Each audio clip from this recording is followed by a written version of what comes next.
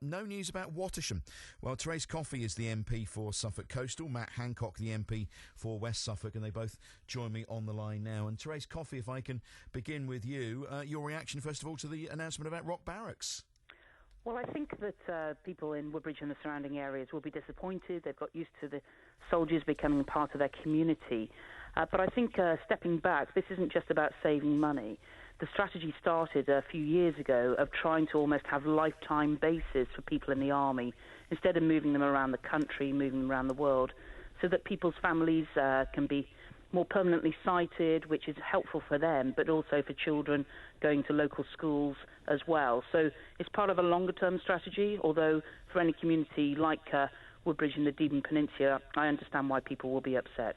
But they will be devastated in some cases because of the business that deployment there at Rock Barracks brings the local area. Well, I recognise that. One of the things I'm still going to follow up with the ministers, because they've only just finished building the barracks last year. It's in the middle of an AOMB, so to suggest that it can just automatically become housing is not necessarily the right way forward for the site. And there's all sorts of infrastructure with roads that would be needed to support any increase in the amount of traffic heading onto the peninsula in any case. So let's put it this way, Mark. The colonel on the front of today's East Anglian, John Clark, is now the Prime Minister's military attaché. If his former regiment base is closing and he hasn't been able to keep it open, then I'm not sure how many people would be able to change the mind of the MOD on this strategy. So we've heard a lot about Mildenhall in recent months, and people in West Suffolk, we'll talk to Matt Hancock in a second or two, have been very keen to get in really early to make sure that the place is not mothballed and that there is a really, whatever it ends up being, there is a real bit of continuity there and it doesn't go dormant for some time. Important that the same strategy is taken over Rock Barracks? I would agree. I mean, we're talking about another 10 years. Before it's scheduled for closure. I understand that the parachute engineers will be redeployed in time to Colchester to be part of 16 Air Assault, where the rest of the parachute regiment are based. So in many senses, it's very logical. Obviously, as I say, it's a very special site in the middle of the AOMB, so this site has to be handled with a great deal of care. Stay there, Therese, if you can. Matt Hancock, if I can bring you in as West Suffolk MP. Confirmation now that the MOD is not interested in Mildenhall once the Americans pull out. Yes, this is good news. It's good news on two fronts. Is it? Yes, it is, because we've known for a couple of years now that the Americans are leaving. And as you just said then, what we've campaigned for is for an early decision on its future use. The Americans are leaving in 2022 and 2023, and the MOD has announced that it will release the site in 2023. And that's great, because it means now we, with the, especially led by the local council, we can work out what is the best use for that site. It's a vast site just outside Mildenhall.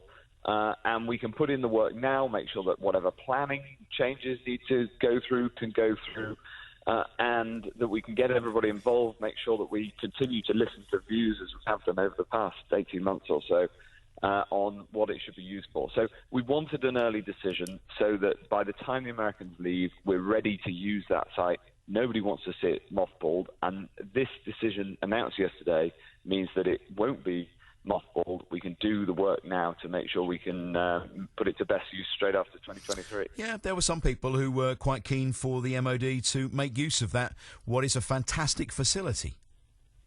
It's interesting. In the response to various consultations and public meetings, there's been very little support expressed for that view. Most of there have been lots of debate about what it's needed for, whether how much we use it for housing, how much for business parks where jobs can be created, whether to continue to use it as an airport or not. Lots of different ideas. It's close to Cambridge, which is growing fast, and there's lots of business growth there. But very few people have come forward and said it should continue in its military use for British military.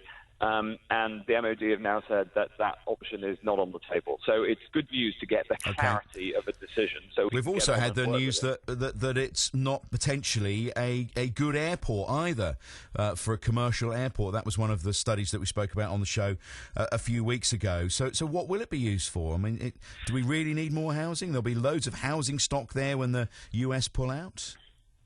Well, the fact that there's housing stock there means that that will become available. There'll be more people going into the base at Lakenheath next door.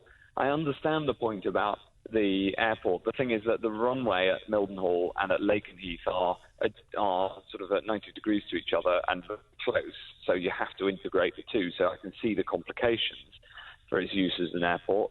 There's lots of ideas. It's a fantastic piece of land with, as you say, a lot of infrastructure already there, some of it from before the Americans arrived.